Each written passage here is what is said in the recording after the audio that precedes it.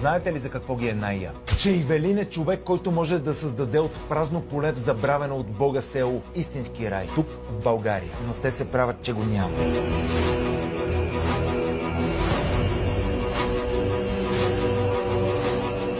Ами вижте критиците на Ивелин. Колко от тях са построили и една къщичка за птиченца? То не си построил, бе! С какви очи критикуваш човек, създал това период, който всеки правил ремонт на банята си? Знае, че не може да намери хора. Няма майстори и няма работници. А камо ли да пресъздадеш сгради на такова ниво от камък, дърво и мрамор, а не от стиропор, например, като в центъра на Скопие.